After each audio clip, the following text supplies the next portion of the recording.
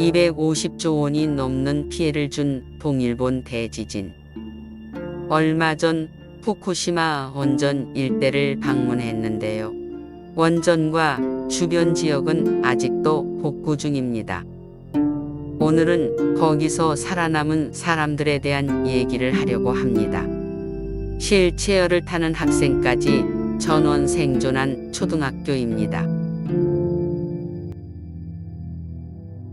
오랫동안 출입금지 지역이었던 푸타바군. 후쿠시마 피난민들은 정부에서 다른 지역으로 이주시켜주긴 했지만 지역사회에서 극심한 차별을 받았다고 합니다.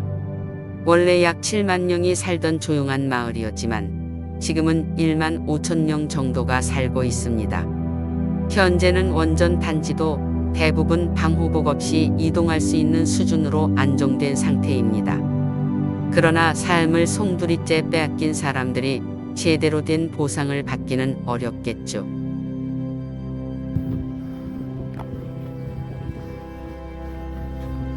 여기는 푸타바 소방서입니다. 시계가 지진이 일어나고 쓰나미 경보가 울렸던 2시 48분에 멈춰 있습니다.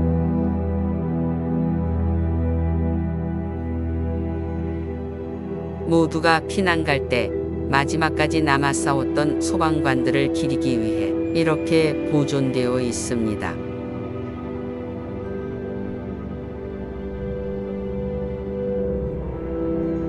여기는 원래 2만 명이 거주하던 나미의 마을입니다. 쓰나미가 닥치면서 지금은 마을이 통째로 사라졌습니다. 당시 실종된 사람들은 방사능 때문에 수년간 시체도 찾지 못했다고 합니다. 그렇다면 어떻게 해안 바로 앞에 있는 이 초등학교는 전원 살아남았던 걸까요? 동일본 대지진이 발생하기 2일 전 2011년 3월 9일 일본 동쪽의 태평양 먼바다에서 규모 7.3의 강진이 발생했습니다.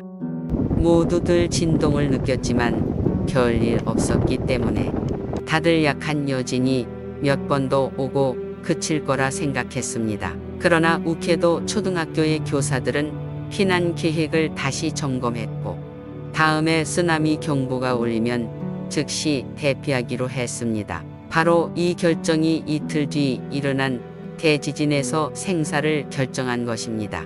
2시 46분에 지진이 발생하고 쓰나미 경보가 곧 울리자 13명의 교사와 82명의 학생은 물건을 그대로 두고 즉시 근처의 산으로 대피하기 시작했습니다.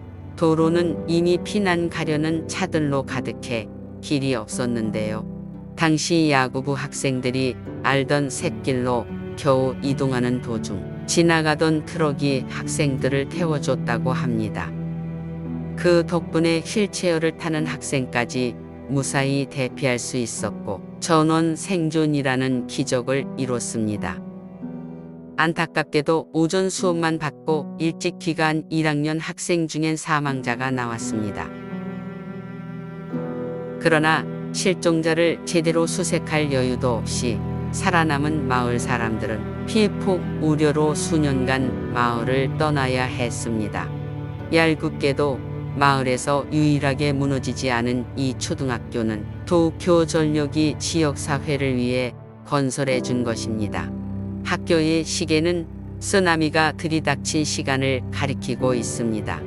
저 시계는 전시용으로 둔 복제품이고 쓰나미의 엄청난 높이에 파괴된 실물은 별도로 전시 중입니다. 이 칠판은 다시 돌아오지 못한 친구들에 대한 생존자들의 죄책감과 그리움이 적혀 있다고 합니다. 저도 코로나에 직접적인 타격을 받았던 사람으로서 개인이 감당할 수 없는 재앙이 안타까울 따름입니다. 시청해 주셔서 감사합니다.